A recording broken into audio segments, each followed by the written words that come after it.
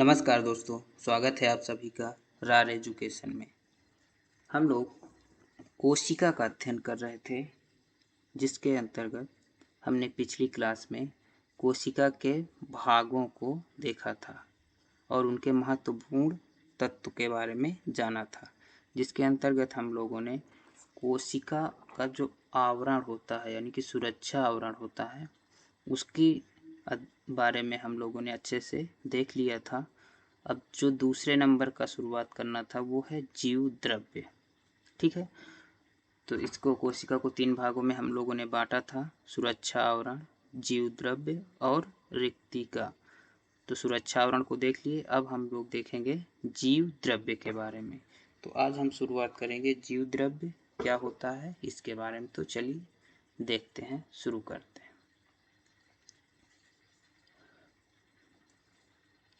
जीव द्रव्य,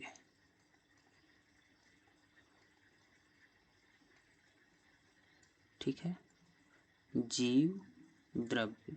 इसी को और किस नाम, इसे इंग्लिश में क्या नाम जाना जाता है, किस नाम से जानते हैं? तो इसका इंग्लिश में नाम होता है प्रोटोप्लाज्म। ठीक है, तो इसके बारे में हम लोग देखते हैं, प्रोटोप्लाज्म के बारे में या जीव द्रव्य के बारे में। अगर मान लीजिए एक हम यहाँ पे कोशिका को बनाते हैं, मान लीजिए ये कोशिका है, ठीक है, तो जीव द्रव्य क्या कहलाता है? जिससे मान लीजिए ये क्या हो गया, कोशिका झिल्ली, सेल मेम्ब्रेन हो गया। ठीक है, इसके बाद कोशिका झिल्ली के बाद जितना भी ये अंदर जो जो भी तत्व पाया जाता है वो क्या कहलाता है? पूरा सब कुछ जीव द्रव्य कहलाता है। ठीक है, ये सब जीव द्रव्य कहलाता है। तो कोशिका झिल्ली के बाद कोशिका के अंदर पाए जाने वाला जितना भी पदार्थ है या जो भी पदार्थ है या जो उसके भाग हैं वो सब कोशिकांग है, उनको क्या कहते हैं? जीव द्रव्य कहते हैं। ठीक है, जीव द्रव्य का नामकरण किसने किया था ये देख लेते हैं सबसे पहले। तो जीव द्रव्य का जो नामकरण किया था वो थे पुरकिंजे। पुरकिंजे महोदय ने जीव द्रव्य का नामकरण किया था। ठीक है, ये जीव द्रव्य का नामकरण किसने किया? पुरकिंजे ने किया। दूसरी चीज, इसके महत्वपूर्ण चीज क्या है? अभी सिर्फ हम जीव द्रव्य की विशेषता के बारे में जान लेते हैं, इसके बाद फिर आगे इसके भागों के बारे में देखेंगे। ठीक है, इसके बाद ये जीव द्रव्य है ये बहुत ही महत्वपूर्ण चीज होता है कोशिका के लिए, इसीलिए इसे जीव द्रव्य को क्या कहा गया है? जीवन का भौतिक आधार। कोशिका के जीवन का भौतिक आधार कहा गया है इसको।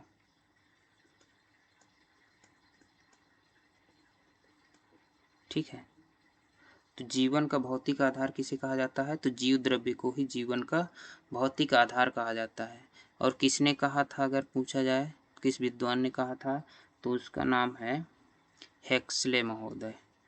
ठीक है, हेक्सले महोदय ने जीव द्रव्य को जीवन का भौतिक आधार बताया था। इसके बाद ये जो जीव द्रव्य है, ये जीव द्रव्य क्या है? द्रव्य का मतलब होता है एक तरल पदार्थ। ठीक है, मान लीजिए एक टब रखा है पानी का पूरा, मान लीजिए, ठीक है, इसके ऊपर हम लोग क्या करते हैं, पानी में मान लीजिए एक कागज़ का टुकड़ा डाल दिए, एक प्लास्टिक का पतला सा टुकड़ा डाल दिए, कोई अन्य पत्ती वगैरह डाल दिए, तो क्या होगा, वो उस पानी के ऊपर वो तैरेगा। ठीक है, उसी प्रकार से जीव द्रव्य के अंतर्गत भी क्या होता है, कोशिकांग होते हैं छोटे छोटे कुछ चीज़ें, जैसे माइटोकॉन्ड्रिया, ठीक है, गाल्जी काय, राइबोसोम, ये सब चीज़ें इसमें पाई जाती हैं। जैसे इसमें पत्ती, फूल पत्ती, ये अलग अलग नामों से जानते हैं, तो इसके बारे में हम लोग अभी आगे देखेंगे। अभी सिर्फ यहाँ पे ये देख लेते हैं कि ये क्या हो गया, इसमें अलग अलग तत्व पाए जाते हैं। अब उन तत्वों के बारे में, कौन सा तत्व जीव द्रव्य में सर्वाधिक मात्रा में पाया जाता है, ये सब के बारे में थोड़ा सा देख लेते हैं। तो सर्वाधिक मात्रा में पाया जाने वाला तत्व, ये क्वेश्चन पूछ लिए जाते हैं, इसीलिए महत्वपूर्ण है ये, सर्वाधिक मात्रा में। अब इसमें सर्वाधिक मात्रा में क्या चीज़, तो सर्वाधिक मात्रा में पाया जाने वाला जो तत्व होता है वो क्या है, ऑक्सीजन हो गया। ठीक है, सर्वाधिक मात्रा में जीव द्रव्य में कौन सा तत्व पाया जाता है, ऑक्सीजन। नंबर दूसरी बात, कार्बनिक पदार्थ क्या पाया जाता है सबसे ज़्यादा, कार्बनिक पदार्थ। सर्वाधिक मात्रा में पाया जाने वाला जो कार्बनिक पदार्थ है वो क्या होता है, वो होता है प्रोटीन। ठीक है, अभी हम आगे कार्बनिक और अकार्बनिक के बारे में भी देखेंगे। अभी सिर्फ इतना जान लेते हैं कि कोशिका द्रव्य में सर्वाधिक मात्रा में जो कार्बनिक पदार्थ है वो क्या पाया जाता है, प्रोटीन पाया जाता है। अगली बात है इसमें कि सर्वाधिक मात्रा में अकार्बनिक पदार्थ कौन सा पाया जाता है। कार्बनिक की बात हो गई, अब अकार्बनिक पदार्थ क्या पाया जाता है, तो वो होता है जल, लगभग 90%। ठीक है, तो अगर पूछा जाए सर्वाधिक मात्रा में पाया जाने वाला तत्व हो गया ऑक्सीजन, सर्वाधिक मात्रा में पाया जाने वाला कार्बनिक पदार्थ तो प्रोटीन, और सर्वाधिक मात्रा में पाया जाने वाला अकार्बनिक पदार्थ तो जल। ठीक है, ये चीज़ें हो गई अभी सिर्फ इसके बेसिक चीज़ें, इसकी जो मूलभूत चीज़ें हो गई। ठीक, जीव द्रव्य के बारे में। इसके बाद हम लोग देखेंगे अब जीव द्रव्य के भाग, इसके कितने भाग होते हैं। ठीक है, तो जीव द्रव्य को कितने भागों में बांटा गया है, तो जीव द्रव्य को मुख्यतः 2 भागों में बांटा गया है प्रमुख रूप से। कौन कौन से, तो एक हो गया आपका कोशिका द्रव्य, कोशिका द्रव्य। ठीक है, दूसरा क्या है, केंद्रक, केंद्रक। ठीक है, तो जीव द्रव्य को 2 भागों में बांटा गया, कोशिका द्रव्य को साइटोप्लाज्म बोलते हैं, और केंद्रक इसे इंग्लिश में न्यूक्लियस बोलते हैं। ठीक है, तो इतना जानना अभी जरूरी है, क्या क्या चीज़ हो गई। तो जीव द्रव्य के भाग, जीव द्रव्य को 2 भागों में बांटा गया, कोशिका द्रव्य और केंद्रक। इसके बाद फिर हम लोग देखेंगे कि कोशिका द्रव्य के अंतर्गत क्या क्या चीज़ें हैं। तो अब एक बार थोड़ा सा इसको देख लेते हैं। इसमें मान लीजिए ये क्या है, कोशिका है। ठीक है, ये पूरी कोशिका हो गई। ठीक, कोशिका में ये क्या हो गया, पूरा कोशिका द्रव्य हो गया, ये जो सब कुछ भरा हुआ है। ठीक है, ये पूरा इसके बाद ये चीज़ क्या हो गई, ये केंद्रक हो गया। तो 2 भाग हो गए, एक कोशिका द्रव्य और दूसरा हो गया आपका केंद्रक। ठीक है, अब कोशिका द्रव्य के अंतर्गत क्या क्या चीज़ें आएंगी उसको हम लोग देखते हैं। तो इसको आगे नेक्स्ट पेज पे देखेंगे।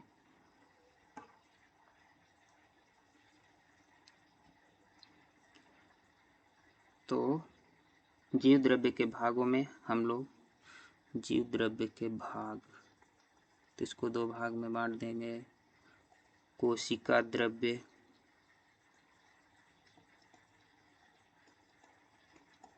कोशिका द्रव्य, और दूसरा था केंद्रक,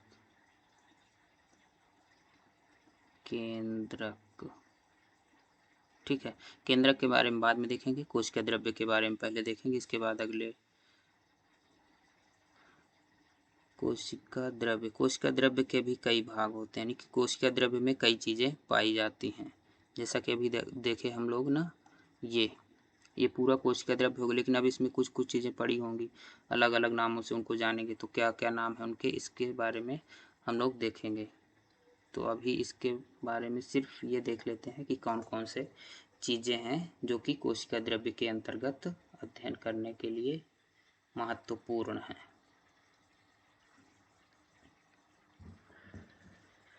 तो कोशिका द्रव्य के अंतर्गत पहली चीज़ क्या देखेंगे, हम देखेंगे अंतःप्रदपीय जालिका। ठीक है, क्या देखेंगे, अंतःप्रदपीय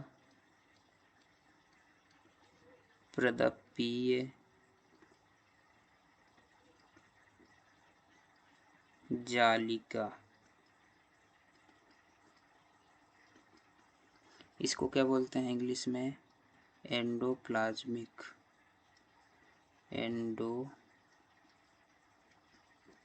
एंडोप्लाज्मिक रेटिकुलम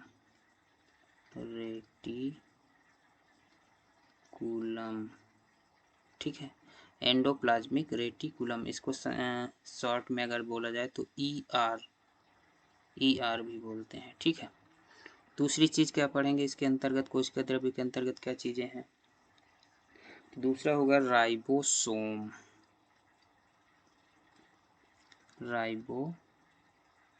को देखेंगे। इसके बाद क्या देखेंगे कोशिका द्रव्य के अंतर्गत, लाइसोसोम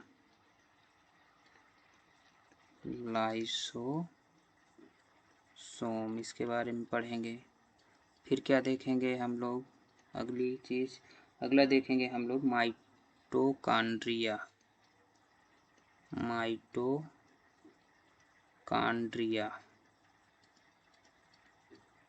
ठीक है। फिर क्या पढ़ेंगे इसके अंतर्गत, माइटोकॉन्ड्रिया के बाद तारक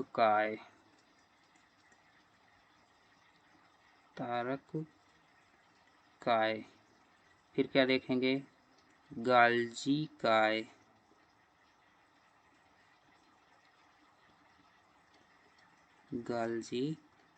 काय, इसके बारे में पढ़ेंगे।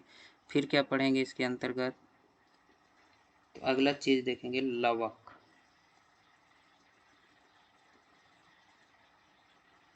ठीक है। इतनी सारी चीजें कोशिका द्रव्य के अंतर्गत पढ़ना है। पहला क्या पढ़ेंगे, अंतःप्रदपीय जालिका, दूसरा राइबोसोम, तीसरा लाइसोसोम, चौथा माइटोकॉन्ड्रिया, पांचवा तारक काय, छठवां गाल्जी काय और सातवां लवक। ये सब आते हैं कोशिका द्रव्य के अंतर्गत। अब हम एक एक करके इनको विस्तार से पढ़ेंगे। तो सबसे पहले हम लोग देखेंगे अंतःप्रदपीय जालिका के बारे में, ठीक है। अंतःप्रदपीय जालिका पहले नंबर में,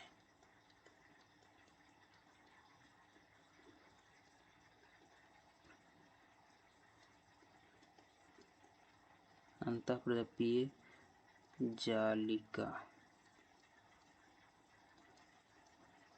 ठीक है। अब हम लोग देखते हैं इसको अंतःप्रदपीय जालिका को।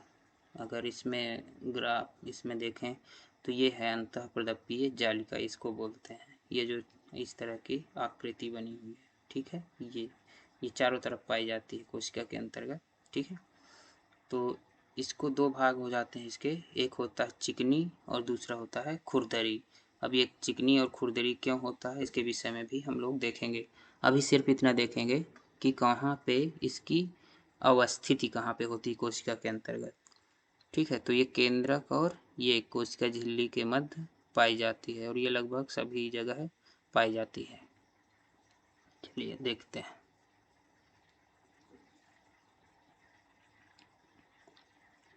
अंतःप्रदपीय जालिका, इसकी खोज किसने की, सबसे पहले तो देखेंगे इसकी अंतःप्रदपीय जालिका की खोजकर्ता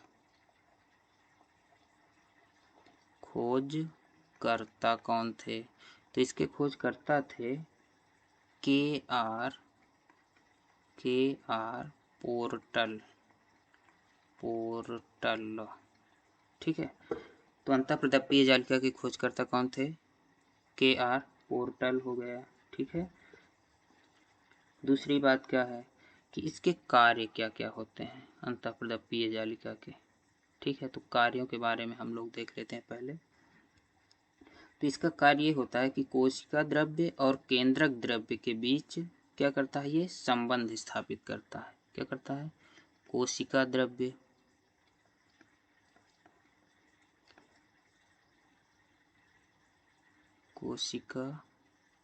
द्रव्य और केंद्रक द्रव्य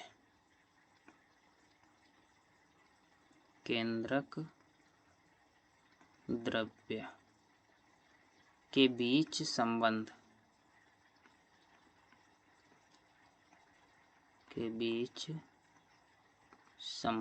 ये काम इसका होता है, ठीक है। इसके कार्य हैं। अंतःप्रदप्पीय जालिका के कार्य। तो पहले कार्य क्या हो गया, कोशिका द्रव्य और केंद्रक द्रव्य के बीच संबंध। कोशिका द्रव्य क्या होता है, केंद्रक द्रव्य। ये कोशिका द्रव्य हो गया पूरा, ठीक है। ये दूसरा भाग हो गया केंद्रक। केंद्रक के अंतर्गत भी क्या होता है, तरल पदार्थ पाया जाता है। इसी तरल पदार्थ को केंद्रक द्रव्य कहते हैं, ठीक है।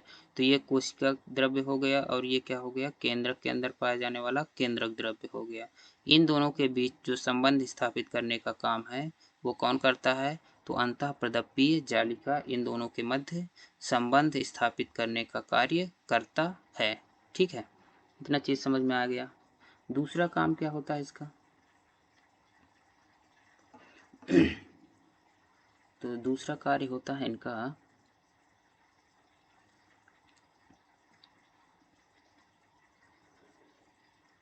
कोशिका का कंकाल तंत्र होता है। ये क्या करता है, कोशिका का कंकाल तंत्र, कोशिका का कंकाल तंत्र के रूप में कार्य करता है। कोशिका के कंकाल तंत्र के रूप में, कोशिका के कंकाल तंत्र के रूप में भी यह कार्य करता है, ठीक है। कैसे, जैसे अगर मान लीजिए एक कोशिका हम बना दें यहाँ पे एक छोटा सा ग्राफ, ये मान लीजिए क्या है, कोशिका, ये क्या हो गया, केंद्रक, ठीक है। ये क्या हो गया, इधर उधर चारों ओर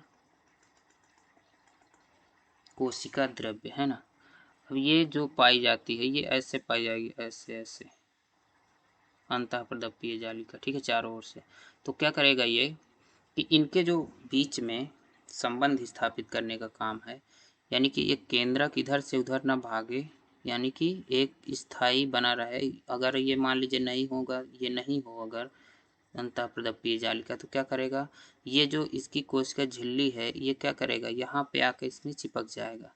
और इसके अंतर्गत ये जो कोशिका द्रव्य भरा हुआ है, यहाँ पे जो प्रमुख इसके जो अंग हैं वो अपना काम अच्छे ढंग से नहीं कर पाएंगे, नियोजित तरीके से, है ना, कर पाएंगे, क्योंकि ये दबाव मारेगा और ये जब दबाव इसका पड़ेगा तो क्या होगा, ये अपना काम अच्छी तरीके से नहीं कर पाएंगे। इसलिए ये क्या है, ये इसके बीच में क्या करता है, एक डिस्टेंस बनाए रहता है, यानी कि एक निर्धारित जगह बनाए रहता है। तो इससे क्या होता है, इसके अंदर जो जो चीज़ें पाई जाएंगी या जो भी अंग होंगे वो अपना आसानी से काम स्वतंत्र रूप से कर पाएंगे, ठीक है। इस प्रकार ये क्या होता है, कोशिका का कंकाल तंत्र के रूप में कार्य करता है, ठीक है। तो ये हो गया इसका दूसरा कार्य। अब इसके बाद कौन सा काम करता है ये, तो अगली कार्य के बाद में बात की जाए तो तीसरा काम इसका जो प्रमुख रूप से है वो होता है पदार्थों के अंदर एवं बाहर आने जाने पर क्या करता है, नियंत्रण रखता है। किसके, पदार्थों के अंदर एवं बाहर, पदार्थों के अंदर एवं बाहर आने जाने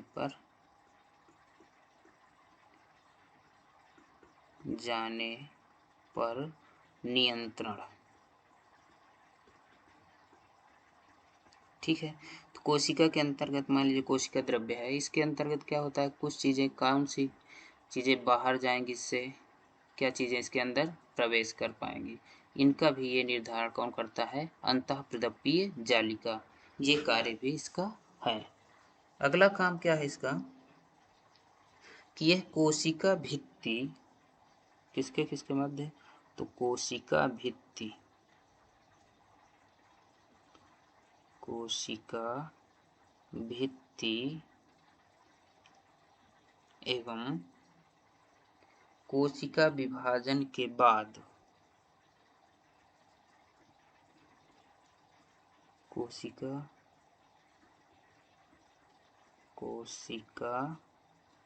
विभाजन के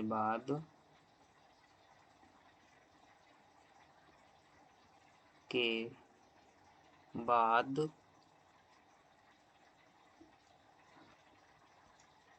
केंद्रक आवरण के निर्माण का कार्य करती है। किसके, केंद्रक आवरण, आवरण के निर्माण का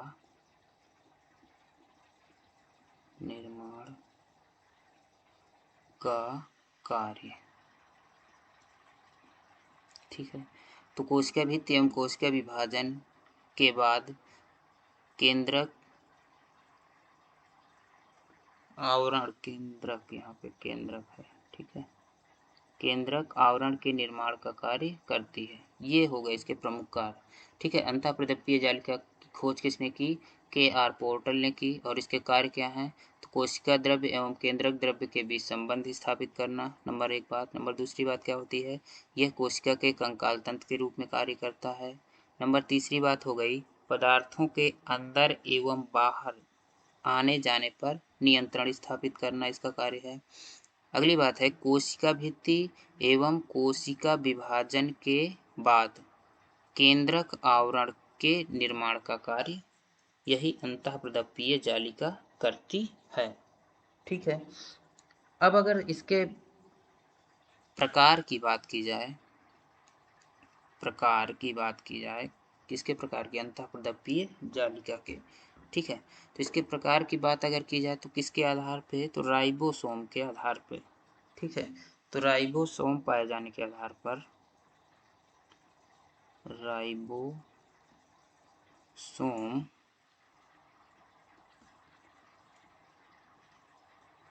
पाए जाने के आधार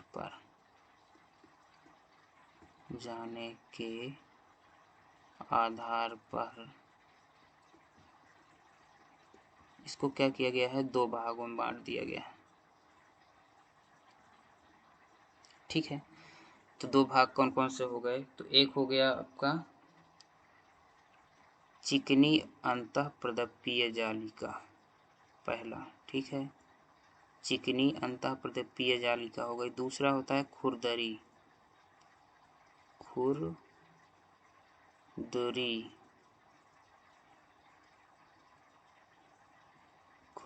अंतःप्रदीप्तीय जालिका। इनको हम आगे नेक्स्ट पेज पे देखते हैं।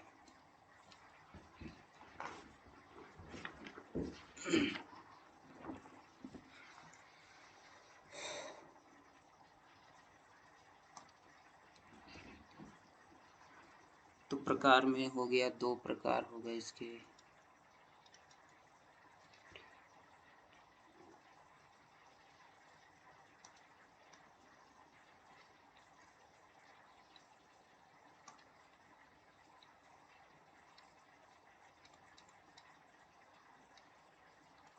नंबर 1 बात चिकनी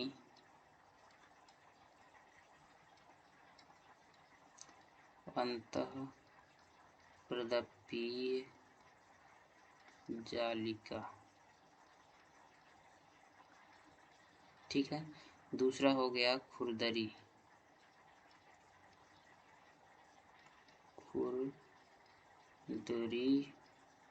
अंतःप्रदीप्तीय जालिका। ठीक है, ये विभाजन किस आधार पे किया गया है? राइबोसोम पाए जाने के कारण। तो अब ये चिकनी का मतलब हो गया कि इसमें राइबोसोम नहीं पाया जाएगा, इस कारण से क्या होगा? ये चिकनी हो जाएगी। और इसमें राइबोसोम पाया जाएगा, इसके कारण ये क्या हो? खुरदरी हो जाएगी। तो ये किसका निर्माण करती है? चिकनी वाली अंतःप्रदीप्तीय जालिका किसके निर्माण में सहायक होती है? तो ये वसा एवं ग्लाइकोजेन, किसके? वसा एवं ग्लाइकोजेन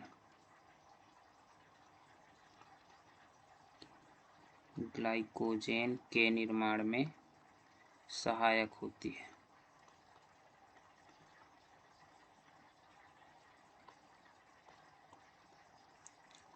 सहायता करती है। ठीक है, अगर पूछा जाए कि वसा एवं ग्लाइकोजेन के निर्माण में कौन सहायक होता है, तो चिकनी अंतःप्रदीप्तीय जालिका। अंतःप्रदीप्तीय जालिका के अंतर्गत चिकनी अंतःप्रदीप्तीय जालिका जो होती है वो वसा एवं ग्लाइकोजेन के निर्माण में सहायता करती है। खुरदरी क्या होता है? ये राइबोसोम के निर्माण में सहायक होता है। किसके? तो राइबोसोम के निर्माण में सहायता करती है। ठीक है, तो राइबोसोम के निर्माण में कौन सहायक होता है? खुरदरी अंतःप्रदप्तीय जालिका। वसा एवं ग्लाइकोजेन के निर्माण में सहायक होता है कौन? चिकनी अंतःप्रदप्तीय जालिका। ग्लाइकोजेन क्या होता है? तो ग्लाइकोजेन एक प्रकार का कार्बोहाइड्रेट होता है। ठीक है, इसको भी हम आगे देखेंगे नेक्स्ट चैप्टर पे, जब इसका आएगा तो विस्तार से देखेंगे कि कार्बोहाइड्रेट क्या होता है। अभी सिर्फ इतना जानना है कि वसा और ग्लाइकोजन के निर्माण में चिकनी अंतःप्रदप्तीय जालिका सहायक होती है। अगर इसको देखा जाए इस फिगर में, देखिए इसमें क्या है, ये एकदम चिकनी से है ना, ये चिकना है एकदम। लेकिन इसमें देखें अगर तो ये क्या है, इसमें छोटी छोटी सी चीज़ें लगी हैं कुछ, तो इन्हें क्या बोलते हैं? जो लगा हुआ है खुरदरा खुरदरा सा, इसे बोलते हैं राइबोसोम। तो राइबोसोम इसमें भी पाया जाएगा। ठीक है, कोशिका द्रव्य के और अलग अलग भागों में भी पाया जाएगा। ठीक है, ऐसा नहीं है कि सिर्फ इसी अंतःप्रदप्तीय जालिका बस में पाया जाएगा। तो देखिए यहाँ भी ये सब क्या है, ये यहाँ अलग अलग तरीके से राइबोसोम मिलेगा। ठीक, तो अभी सिर्फ हम लोग देखेंगे कि इसमें ये चिकनाहट या इसके खुरदरी होने का कारण क्या है। तो इसके खुरदरी होने का कारण है राइबोसोम का लगा हुआ होना। ठीक है, अब आते हैं आगे।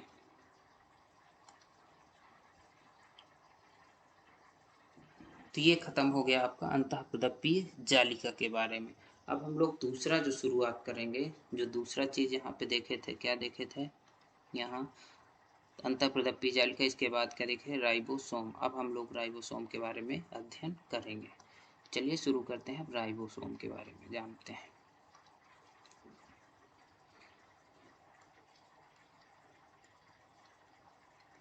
राइबोसोम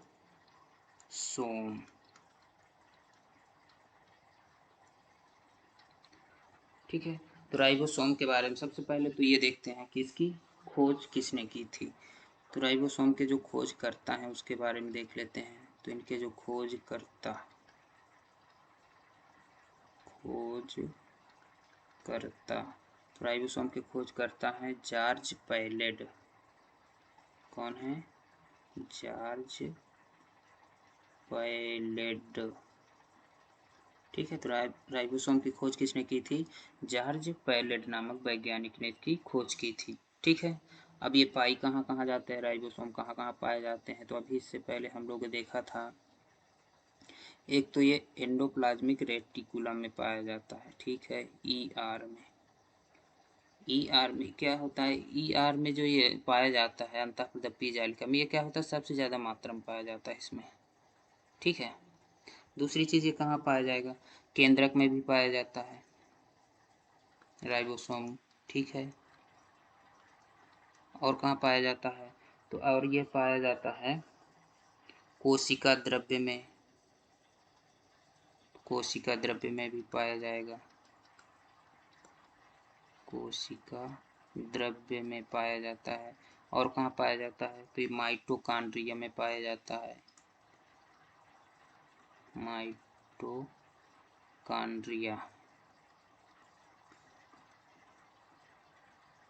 और कहाँ पाया जाता है? तो ये हरित लवक में भी पाया जाता है। ठीक है, हरित लवक कहाँ कहाँ पाया जाता है? तो अंतःप्रदप्तीय जालिका में पाया जाता है राइबोसोम, केंद्रक में पाया जाता है, कोशिका द्रव्य में पाया जाता है, माइटोकॉन्ड्रिया में भी पाया जाता है और हरित लवक में भी पाया जाता है।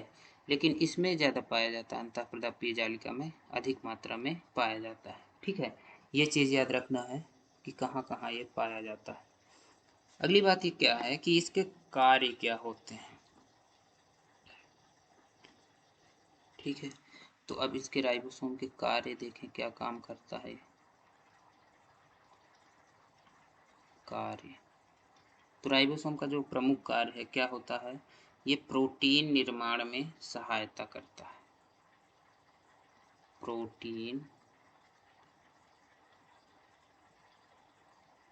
प्रोटीन के निर्माण में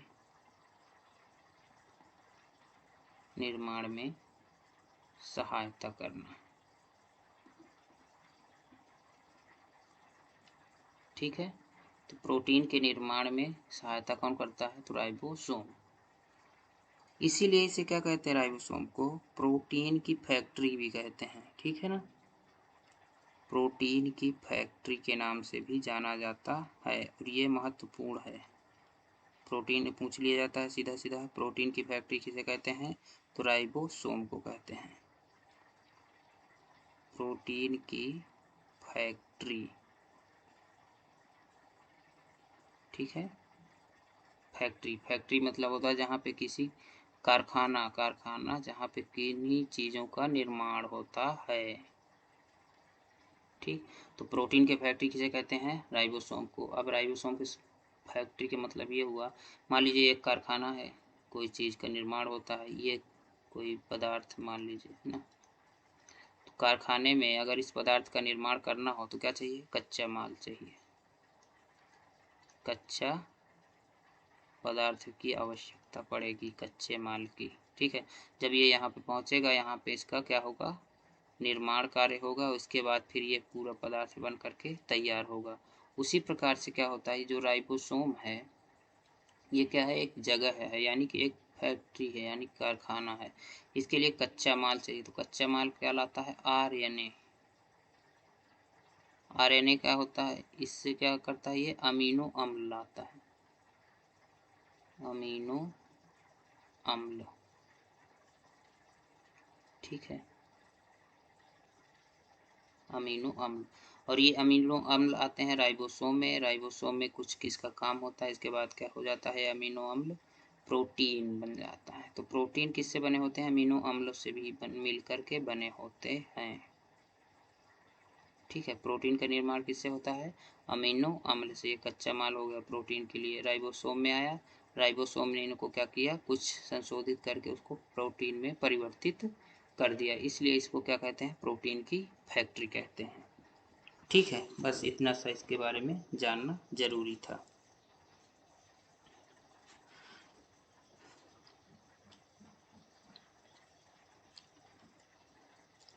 अगला है इसके प्रकार के बारे में। अगर राइबोसोम के प्रकार के बारे में देखें तो इसको देखते हैं नेक्स्ट पेज पे। राइबोसोम के प्रकार,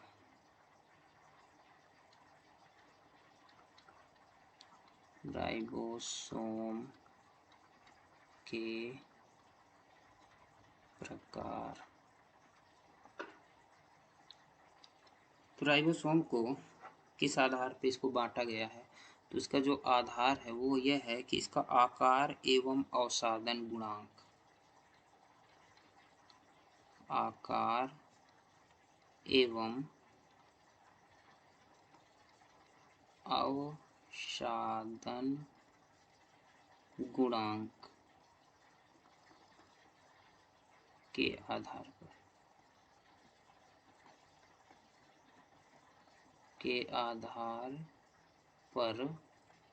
इसको क्या है? दो भागों में बांट दिया गया। कौन कौन से दो भाग हैं? तो एक होता है 70S राइबोसोम्स। अभी इसके बारे में देखते हैं क्या होता है ये अवसादन गुणांक राइबोसोम्स। अभी सिर्फ इसको देख लेते हैं थोड़ा सा क्या क्या भाग हैं। और दूसरे नंबर पे जो होता है वो होता है 80S राइबोसोम्स।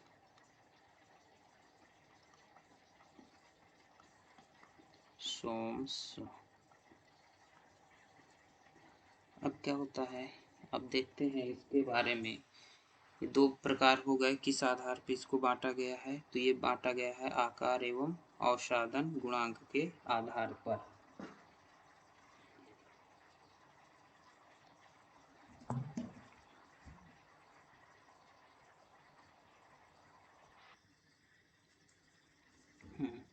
तो अवसादन गुणांक क्या होता है इसके बारे में हम लोग देख रहे थे।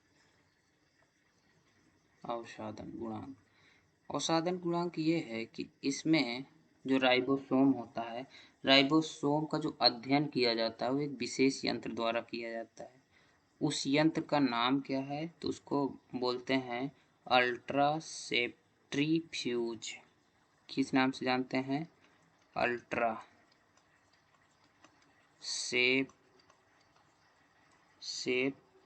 सेप्ट्री, ठीक है, अल्ट्रासेप्ट्रीफ्यूज। इस यंत्र से राइबोसोम का क्या किया जाता है? अध्ययन किया जाता है, ठीक है।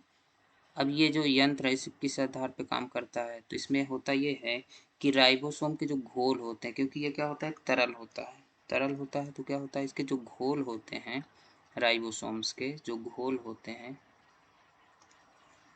इसके जो घोल होते हैं उसको क्या करते हैं, इसके घोल को क्या करते हैं, एक नालिका में यानी कि एक नली में डाला जाता है, ठीक है। मान लीजिए एक नली हो गई, इस पे क्या होगा, राइबोसोम इसमें डाल दिया गया, और ये क्या होता है, इलेक्ट्रिक से चलती है यानी कि बिजली से, ठीक है। और इसको क्या करते हैं, फिर इसको बड़ी तेज़ी के साथ घुमाया जाता है। इसको राइबोसोम्स इसमें क्या होता है, जैसे डल गए तो ये तेज़ी से घूमते हैं, और ये जब घूम करके इसके विभिन्न आकार के जो राइबोसोम होते हैं वो क्या करते हैं, इसके तली पे बैठ जाते हैं, यानी कि जो भारी होंगे वो नीचे बड़े वाले, और जो हल्के होंगे वो क्या होगा, उसके ऊपर रहेंगे। ये आप लोग जानते होंगे सब लोग, है ना। जैसे मान लीजिए एक क्या हो गया, ये मट्ठा जानते होंगे, दही छाछ। तो क्या करते हैं, दही को जब मथा जाता है तो क्या होता है, उसमें जो ऊपर कौन सा तत्व चला जाता है, जो क्रीम वाला चीज़ होता है, हल्का चीज़ होता है, वो कहाँ पहुँच जाता है, ऊपर पहुँच जाता है, और जो भारी तत्व होते हैं वो क्या होता है, मथने के बाद नीचे पहुँच जाते हैं, ठीक है। उसी प्रकार से इसमें भी जैसे ही राइबोसोम के घोल इस नली में डाला जाता है और इसको घुमाया जाता है तेज़ी से, तो ये घुमाने के बाद क्या होता है, बड़े वाले तत्व इसमें नीचे आकर के बैठ जाते हैं। इसी गति को, ये जो घूमने की गति है और जिसमें वो नीचे बैठ जाते हैं बड़े तत्व नीचे स्थिर हो जाते हैं, उसी गति को ही क्या कहा जाता है, अवसादन गुणांक कहते हैं, ठीक है। इस गति को मापने की जो इकाई होती है उसे क्या बोलते हैं, उसे बोलते हैं स्वेडबर्ग। स्वेडबर्ग ये एक यूनिट होती है या इकाई होती है, किस नाम से जानते हैं, स्वेडबर्ग, ठीक है। तो इस जो गति है, ये जो गति है, जिस गति से इसको घुमाया गया राइबोसोम्स को, उस गति को जो मापने की इकाई होती है उसे स्वेडबर्ग कहते हैं, और इसे किससे, कैपिटल एस से संकेत किया जाता है, ठीक है, कैपिटल एस से प्रदर्शित किया जाता है। तो यहाँ पे ये जो है, ये 80 एस और ये जो 70 एस है, इसका मतलब ये है कि ये इससे बड़े हैं, ये इसके आकार, ठीक है, स्वेडबर्ग में जब नापते हैं। और ये जो 70 स्वेडबर्ग का होता है राइबोसोम, इस आधार पर इसको दो भागों में बांटा गया है, ठीक है। तो समझ में आ गया होगा कि राइबोसोम को आकार एवं अवसादन गुणांक के आधार पर क्या किया गया, दो भागों में बांटा गया। एक हो गया 70 एस राइबोसोम और एक हो गया 80 एस राइबोसोम। एस को क्या कहते हैं, स्वेडबर्ग, ठीक है।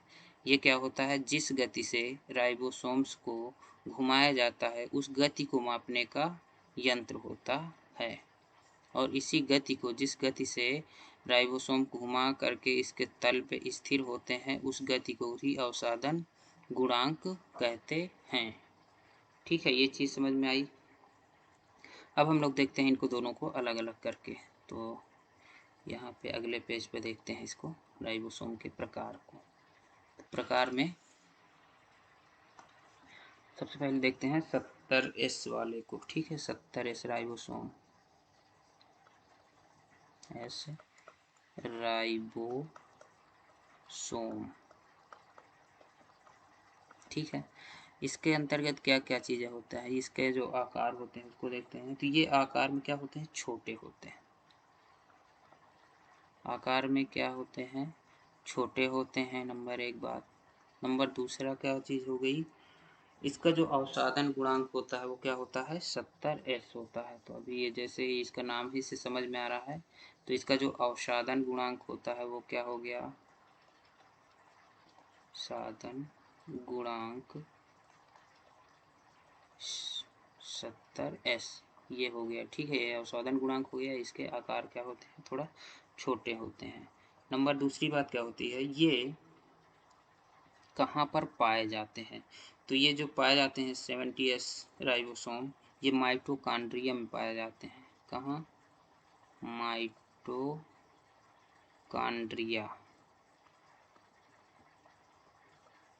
और कहाँ पाए जाते हैं, तो ये पाए जाते हैं क्लोरोप्लास्ट में। हरित लवक,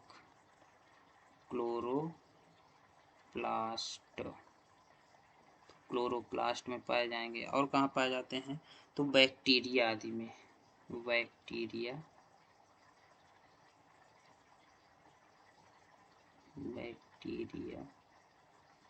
आदि में।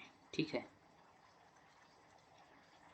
तो जो 70s राइबोसोम है ये कहाँ पाए जाते हैं, माइटोकॉन्ड्रिया में पाए जाएंगे, क्लोरोप्लास्ट में पाए जाएंगे और बैक्टीरिया इत्यादि में ये पाए जाते हैं। अगला जो दूसरा प्रकार है, जो 80s है राइबोसोम है, राइबोसोम ये क्या होते हैं, तो इनके आकार क्या होंगे, बड़े होंगे। जैसे दिख ही रहा है, 70 हो गया, 80 हो गया। ठीक है, तो ये क्या होता है, आकार इनका क्या होता है, बड़ा होगा। नंबर एक बात। दूसरा क्या होगा, इसका जो अवसादन गुणांक है वो क्या होता है, 80। अवसादन गुणांक कितना होता है, 80s होता है। ठीक है, दूसरी बात, ये कहाँ पाए जाते हैं इसको देखना। ये चीज़ महत्वपूर्ण है इसकी, कि ये कहाँ कहाँ पे पाए जाते हैं। ठीक है, ये पूछा भी गया है, आपके क्वेश्चन आए हुए हैं दोनों। ये उच्च विकसित पौधे, उच्च विकसित पौधों में पाए जाते हैं। पौधे हो गए। अगला जंतु कोशिका, और क्या हो गया, जंतु कोशिका। इनमें क्या होता है, ये इनमें पाए जाते हैं उच्च विकसित पौधे और जंतु कोशिका में 80s राइबोसोम पाए जाते हैं। माइटोकॉन्ड्रिया, क्लोरोप्लास्ट, बैक्टीरिया में 70s राइबोसोम पाए जाते हैं। तो आज हम लोग इतना ही रखेंगे। दो चीज़ें हम लोग देखें आज, अंतःप्रदपीय जालिका और राइबोसोम।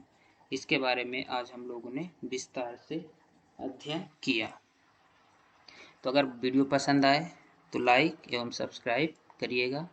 और आगे हम लोग कल के वीडियो पे देखेंगे क्या, माइटोकॉन्ड्रिया और उसके आगे जो चीज़ें बची हुई हैं। ठीक है, कोशिका द्रव्य के अंतर्गत। तो मिलते हैं अगली वीडियो में, तब तक के लिए नमस्कार।